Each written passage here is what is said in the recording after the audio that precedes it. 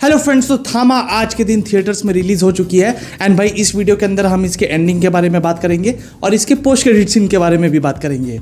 लेकिन भाई अगर आप लोग स्पॉइलर नहीं चाहते तो इस वीडियो से निकल जाओ भाई, क्योंकि स्पॉयलर्स होने वाले हैं। एंडिंग के बारे में बात कर रहे हैं हम लोग, पोस्ट क्रेडिट सीन के बारे में बात कर रहे हैं, स्पॉयलर्स तो होंगे। लेकिन हाँ, अगर थोड़ा सा रिव्यू जानना चाहते हो कि भाई मूवी कैसी है, देखनी चाहिए या नहीं, तो अभी 1 मिनट के अंदर तुमको सब कुछ बता देता हूँ। तो देखो, कहानी कुछ ऐसी है कि आलोक जो एक न्यूज़ रिपोर्टर है, हॉरर न्यूज़ रिपोर्टर है, पता नहीं कि किस चैनल के लिए काम करता है भाई, बस ऐसे ही रिपोर्टर है, दिखा दिया जाता है। एंड उसकी रिपोर्टिंग बिल्कुल भी काम नहीं कर रही, जिसकी वजह से एक दिन वो चला जाता है जंगल में। एंड जंगल में वहाँ एक भालू उसके पीछे पड़ जाता है, फिर ताड़का उसे बचाती है। फिर वहाँ से डामाडोल होता है, कुछ ना कुछ ऐसा होता है कि वो और ताड़का वहाँ से दिल्ली चले आते हैं। फिर दिल्ली में कुछ ऐसा हो जाता है जिसके वजह से ताड़का को उसको काटना पड़ता है एंड फिर आलोक भी एक बन जाता है वैम्पायर। अब यहाँ मूवी के अंदर उनको वैम्पायर्स नहीं बताया गया है, एक्चुअली में यहाँ पे उनको बेताल कहकर रेफर किया गया है। अब भाई बेताल क्यों कहा जाता है, वैम्पायर से वो कैसे अलग है, उसका एक रीज़न दिया गया है थोड़ा बहुत। लेकिन भाई एक तरीके से वैम्पायर ही है ये, ठीक है ना, ऐसा कुछ अलग नहीं है, वैम्पायर ही है, पूरा वैम्पायर ही है, बस नाम अलग दे दिया गया है कि बेताल है, ठीक है। तो भाई अब जब आलोक एक वैम्पायर बन चुका है तो क्या क्या मुश्किलें आती हैं ताड़का के ऊपर, क्योंकि एक्चुअली में उसको ये सब चीज़ें नहीं करनी चाहिए थी। तो अब वो चीज़ें वो कर चुकी है, आलोक को एक वैम्पायर बना चुकी है, तो बहुत सारी चीज़ें खराब हो जाती है जिसका सामना इन दोनों को मिलकर ही करना है। और भाई इस बीच होता है बहुत सारा एक्शन। और भाई यहाँ पे सबसे अच्छी चीज़ होती है ये, अब देखो यहाँ पे मैं इस बारे में बात कर सकता हूँ स्पॉइलर फ्री टॉक में भी, क्योंकि भाई भेड़िया हमको लोगों को दिखा दिया गया था ट्रेलर के अंदर।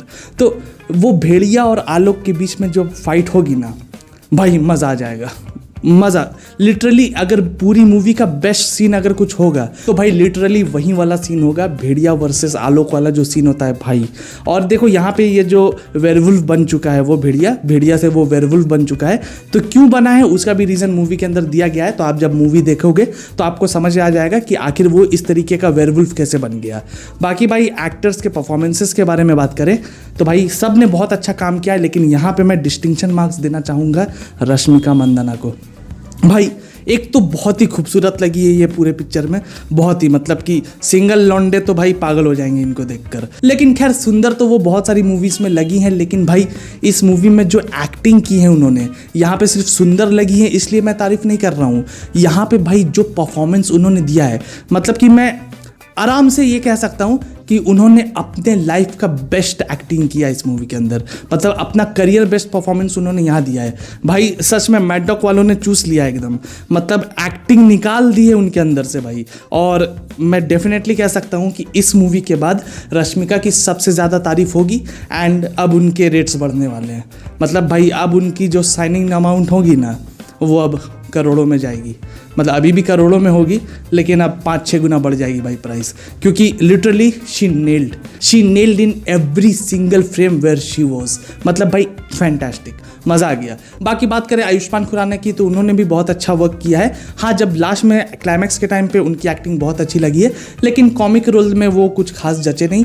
एंड भाई इस मूवी के अंदर जो कॉमेडी जोक्स थे वो उतने अच्छे से लैंड नहीं करते। हाँ, कुछ जोक्स पर आपको हंसी आएगी, लेकिन जो स्त्री में या स्त्री 2 में मज़ा आया था ना, वो यहाँ पे थोड़ा मिसिंग था। लेकिन भाई ओवरऑल ठीक ठाक मूवी थी, ठीक है ना। मैं ये नहीं कहूँगा कि मास्टर स्ट्रोक कुछ कर दिया है, कुछ अलग बना दिया है भाई। फर्स्ट हाफ तक तो मैं सोच रहा था पर यार पता नहीं क्या बना दिया है, तो फर्स्ट हाफ तो मूवी मेरे को मतलब डामाडोली लग रही थी, लेकिन सेकेंड हाफ में इन्होंने थोड़ा सा पिकअप किया है एंड क्लाइमैक्स आते आते आपको मज़ा आएगा। लेकिन हाँ, एक चीज़ और है कि नवाजुद्दीन का मतलब नहीं जचा भाई। ट्रेलर देख के भी हम लोग बोल रहे थे और मूवी देख के भी मैं कहूँगा वो कहीं से भी जचा नहीं, कोई और एक्टर हो सकता था यहाँ पे। तो खैर जो भी है, अगर ओवरऑल कहा जाए तो 1 टाइम वॉच मूवी है, आप लोग एक बार जाकर थिएटर में एंजॉय ज़रूर कर सकते हो, आपका एक बहुत अच्छा टाइम गुजरेगा। और भाई दिवाली का वीक चल रहा है तो मज़े कर सकते हो जाकर, अच्छा लगेगा आप लोगों को। तो चलो भाई यहाँ से स्पॉइलर टॉक खत्म, अब यहाँ से मूवी के एक्सप्लेनेशन के ऊपर आते हैं और पोस्ट क्रेडिट सीन्स के बारे में बात करते हैं। तो सबसे पहले मूवी के कहानी के बारे में आप बात कर दूँ। अब देखो यहाँ से स्पॉयलर्स आएंगे, तो जिनको स्पॉयलर्स नहीं चाहिए तो यहाँ से हट जाओ। तो अब देखो मूवी की कहानी शुरू होती है वैसे जैसा कि मैंने बताया कि आलोक एक रिपोर्टर है, लेकिन वो फेल हो जाता है और भाई मतलब कि पैसे देखकर ऐसे मुर्दा बना रहा है लोगों को कि तुम मुर्दा बन जाओ, मैं आके कब्रिस्तान में ऐसे ऐसे खेलूंगा, न्यूज़ बनाऊंगा। लेकिन भाई वो लाइव ही पकड़ा चला जाता है, फिर उसकी रील बन जाती है, वायरल हो जाता है। तो अपने दिमाग को शांत करने के लिए अपने दोस्तों के साथ वो जंगल में चला जाता है। अब जंगल में जाने के बाद एक भालू उसका पीछा करने लग जाता है, दोस्त तो छोड़ के चले जाते हैं और भालू भाई इसके पीछे पड़ जाता है।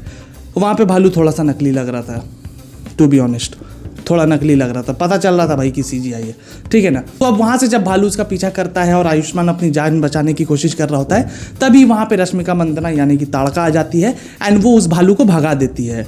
और भाई फिर आयुष्मान को अपने एक छोटे से मतलब प्लेन जैसा कुछ होता है, मतलब टूटा हुआ प्लेन, वहीं पे लेके जाती है, उसका इलाज वगैरह करती है। और भाई जो हम लोग सोच रहे थे ना कि पुनर्जन्म वाला होगा, ये होगा वो होगा, ऐसा कुछ भी नहीं है, ठीक है ना। यहाँ पे ताड़का को पता नहीं क्यों इस इंसान से प्यार हो जाता है, मतलब पहली नज़र में उसको ये जो इंसान के दिल की जो धड़कन होती है ना, वो उसको कहीं ना कहीं अट्रैक्ट करती है। और आलोक की जो दिल की धड़कन थी वो क्योंकि तेज़ हो गई थी भालू से भागने की वजह से, तो वो दिल की धड़कन वो बहुत ज़्यादा अच्छे से सुन पा रही थी एंड इसलिए उसको एक तरीके से, मतलब उस टाइम पे प्यार तो नहीं हुआ था लेकिन उसको क्रश आ गया था आलोक के ऊपर, ठीक है ना। तो अब इसी तरीके से वो आलोक का इलाज करती है। लेकिन भाई अब ये क्योंकि ये जो इंसान है इसको यहाँ पे नहीं आना चाहिए था, इसलिए जो बाकी वैम्पायर्स होते हैं वो आ जाते हैं उसको पकड़ने के लिए और भाई किसी तरीके से उसको पकड़ के ले जाते हैं। और रश्मिका जब वहाँ पे जो भी उनका होता है कबीला, वहाँ पे रश्मिका मनाने की कोशिश करती है कि ये गलती से आ गया था, इसकी कोई गलती नहीं है, इसको जाने दो। तो उसको जाने नहीं देते, वो लोग उसको कैद कर देते हैं और फेंक देते हैं यक्षासन जहाँ पे कैद होता है। अब वहाँ पे वो यक्षासन को क्या होता है कि बहुत दिनों से कैद करके रखा हुआ था उन्होंने, क्योंकि ये जितने भी वैम्पायर्स हैं यहाँ पे विजयनगर के अंदर, तो इन सभी ने एक रूल बनाया था कि आज के बाद हम लोग इंसानों का खून कभी नहीं पिएंगे। उसके पीछे की एक बैक स्टोरी दिखाई गई जिसको रियलिटी से उठाया गया कि भाई वो पार्टीशन के टाइम पे, मतलब आज़ादी मिल चुकी थी शायद उस टाइम, और आज़ादी के बाद जो हिंदू मुस्लिम लफड़े और आपस में लोग एक दूसरे को काट मार रहे हैं, तो भाई ये जो वैम्पायर्स थे ना, इन्होंने अंग्रेज़ों का भी ज़माना देखा है, उससे पहले का, मतलब कि भाई अलेक्जेंडर द ग्रेट के टाइम का भी ज़माना इन्होंने देखा है। और यहाँ मूवी के शुरुआत में तो देखते हैं कि अलेक्जेंडर द ग्रेट को भी ऐसे ये वैम्पायर्स उड़ा देते हैं, खून पी जाते हैं उसका। तो भाई इन्होंने इतना सब कुछ देखा है, भारत की गुलामी भी देखी है एंड ये लोग एक्चुअली में इंसानों की मदद करना चाहते थे। लेकिन आज़ादी मिलने के बाद जब ये लोग देखते हैं कि आज़ादी मिल गई फिर भी ये लोग अपने आप में लड़ रहे हैं, तो ये जो वैम्पायर्स होते हैं उनको ऐसा लगता है कि ये जो इंसान का खून है ना, ये खून ही गंदा है, इंसान का खून पीने लायक है ही नहीं। इसलिए वो सभी लोग डिसाइड करते हैं कि इन गंदे लोगों का खून जो आपस में ही लड़ जाते हैं, क्योंकि दुनिया की कोई भी प्रजाति कम से कम आपस में नहीं लड़ती, लेकिन ये जो इंसानी प्रजाति है ये आपस में ही लड़ते रहते हैं। तो भाई एक रियलिटी टच भी देने की कोशिश की है जो मेरे को पसंद आया।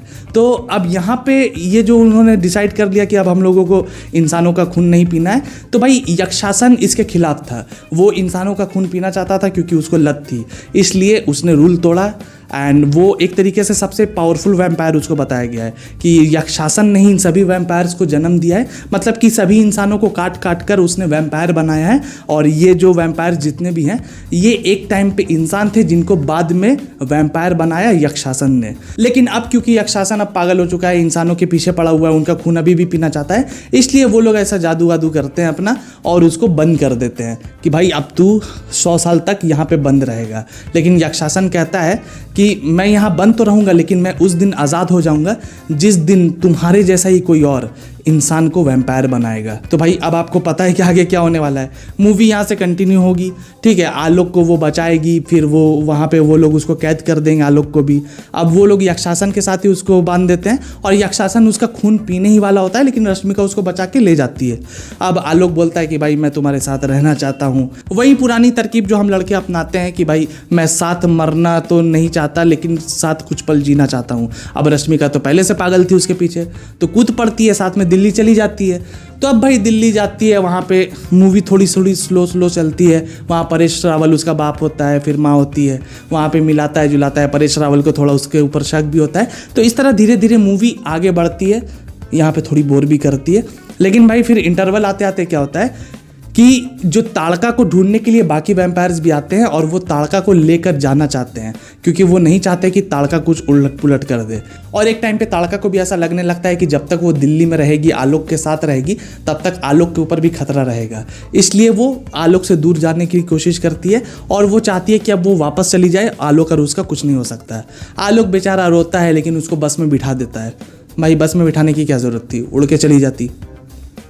लेकिन भाई फिर से वही बॉलीवुड वाले लड़कों की आदत, लड़की जब सामने खड़ी है तब नहीं रोकेंगे, जब बस में बैठ के जा रही है तब बस का पीछा करेंगे। तो भाई बस का पीछा करता है, उसके वजह से लग जाते हैं उसके, एक टक्कर हो जाती है, मर जाता है बेचारा, मतलब मर ही जाता है, मतलब ख़त्म।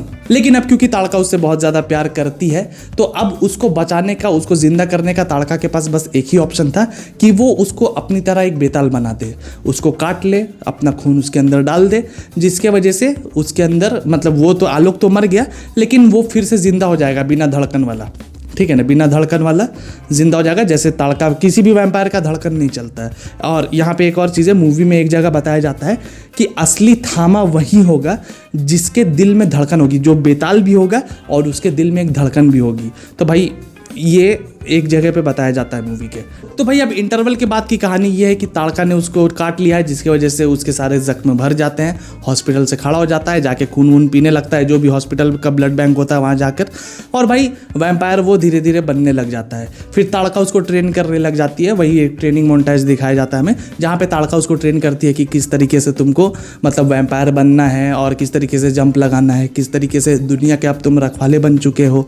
तो भाई ऐसे, और ये जो हम लोग बात कर रहे थे ना कि भाई ये ताड़का के ऊपर हम लोग थियरीज ही क्यों बना रहे थे, क्योंकि धूप में निकल रही थी। तो भाई मूवी में एक पता ना घटिया सा आंसर दे दिया है कि तुम शुरुआत में तुमको धूप से जलन होगी लेकिन कुछ दिनों के बाद you will be used to it.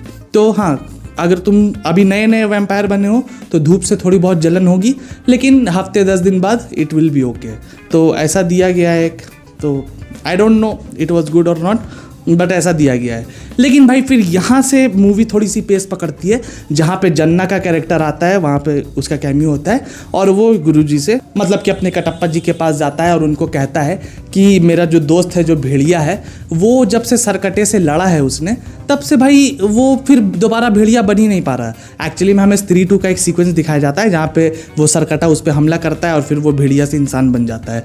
तो यहाँ पे मूवी में बताया जा रहा है कि जहाँ से सरकटे ने उस पर अटैक किया और वो दोबारा इंसान बना, तो उसके बाद वो दोबारा भेड़िया बन ही नहीं पा रहा, बस गुर्रा रहा है, बनने की कोशिश कर रहा है लेकिन बन नहीं पा रहा। बट भाई मेरा यहाँ पे एक सवाल है, स्त्री 2 में सरकट्टा जब मर गया था तो उसके बाद भी हमने भेड़िया को उसके ओरिजिनल फॉर्म में ही देखा था, मतलब कि ऊ ऐसे चिल्ला रहा था भेड़िया। तो यहाँ पे थोड़ी बहुत गलती हो गई है। बाकी आप ये कह सकते हो कि उस दिन वो भेड़िया बन गया लेकिन उसके बाद 1-2 दिन बाद उसके अंदर इफेक्ट्स आए, तो ऐसा कुछ एक्सप्लेनेशन नहीं दिया गया, लेकिन चलो ये गलती माफ़ कर देते हैं। यहाँ पे थोड़ी सी भूल हो गई है राइटिंग में और या फिर दिखाने में, जो भी हुई है। तो भाई यहाँ पे मोटा मोटी बात क्या है कि वरुण धवन जो है वो अब भेड़िए में ट्रांसफॉर्म नहीं हो पा रहा है, और अब भेड़िए में ट्रांसफॉर्म होने के लिए उसको चाहिए खून। मतलब किसका खून? उसको एक बेताल का खून चाहिए, और बहुत ज़्यादा खून नहीं, 1-2 बूंद खून भी मिल जाए तो काफ़ी है भेड़िया वापस बनने के लिए। तो अब जब जन्ना को पता चलता है कि एक नया बेताल बना है यहाँ पे आयुष्मान खुराना, मतलब कि आलोक, तो अब वो जाकर वरुण धवन को बताता है कि देख भाई ऐसा सीन है, उसके 2 बूंद पी ले, मांग ले उससे, और अगर तू जैसे ही उसका खून पी लेगा तो तू वापस से भेड़िया बन पाएगा। तो अब वरुण धवन इसलिए उसके पास जाता है, बोलता है देख मैं तेरे बारे में सब कुछ जानता हूँ, 2 बूंद खून दे दे। और लेकिन यहाँ पे प्लीज़ कहना भूल जाता है ना, प्लीज़ बोलना चाहिए था ना उसको, प्लीज़ नहीं बोलता, बोलता खून दे दे। तो भाई ये भी भड़क जाता है, नया वैम्पायर, खोला हुआ खून। तो बस दोनों में फाइट चालू। एंड भाई यहाँ पे जब तक वरुण धवन मतलब वेयरवुल्फ नहीं बना था तब तक तो ये आलोक उसको कुत्तों की तरह पेल रहा था भाई, मतलब कि वो मतलब ठहर ही नहीं रहा था, मतलब सामने खड़े होने की औकात नहीं थी उसकी, ठीक है, जब तक वो भास्कर ही बना हुआ था, ठीक है। लेकिन भाई अब क्या है कि खेल में ले भाई ले खून लेना है, ले। तो अब क्या है कि वो दौड़ के आता है और ये चिढ़ा रहा होता है कि ले मेरा खून ले। अब उसके चक्कर में क्या होता है कि एक बूंद उसके हाथ से गिर जाता है, ठीक है, और वहीं एक बूंद इसके मुंह के अंदर चला जाता है वरुण धवन के। और भाई उस एक बूंद खून से उसके अंदर इतनी ज़्यादा पावर्स आ जाती हैं कि वो अब 2 पैरों में खड़ा हो जाता है और बहुत ही बड़ा, बहुत ही विशाल वेयरवुल्फ बन जाता है। मतलब कि उस एक बूंद में इतनी ज़्यादा ताकत थी जिसने भास्कर के उस कुत्ते वाले वर्जन को लिटरली चेंज करके वेयरवुल्फ बना दिया। और भाई और जैसे ही वो वेयरवुल्फ बनता है भाई, जो सिनेमेटोग्राफी दिखी है, जो आंखों को सुकून मिला है दोनों की फाइट देखने पर, उसके बाद भाई वरुण धवन हावी, मतलब वेयरवुल्फ मतलब कच्चा चबा जाएगा, जान मार देगा इसको। रश्मिका आ जाती है बचाने के लिए, रश्मिका बोलती भाई मैं भी नहीं सकूंगी इससे, ये बहुत ही अलग तरीके का दानव है, मैं इससे नहीं लड़ पाऊंगी, और किसी तरह दोनों उससे छुप जाते हैं। ये बहुत ही एपिक फाइट होती है भाई, मज़ा आ जाता है। वो वेयरवुल्फ वाला सीन, मतलब उसको देख के मेरे पैसे वसूल हो गए।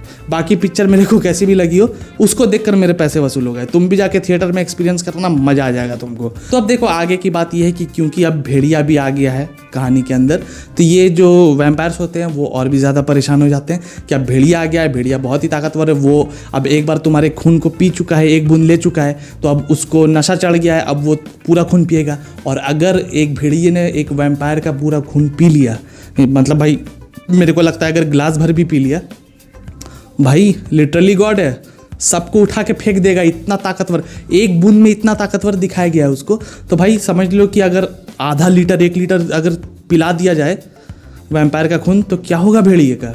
तो भाई ये इंटरेस्टिंग होगा भेड़िया 2 में इसको देखना। तो लेकिन इसके बारे में बाद में बात करते हैं, फिलहाल आगे बढ़ते हैं। तो अब क्या है कि ये सभी वैम्पायर्स डर गए हैं। तो अब यहाँ पे वो जो गाना आता है ना नोरा फतेही का, तो यहाँ पे नोरा फतेही को भी दिखा दिया गया है कि वो भी वैम्पायर है। मतलब ज़्यादा कुछ नहीं दिखाया गया, गाने के बाद दिखा दिया गया कि वो रश्मिका को हॉन्ट कर रही है कि तू वापस जा, तेरे को वापस जाना पड़ेगा, तूने रूल तोड़ दिया, वैसा वैसा।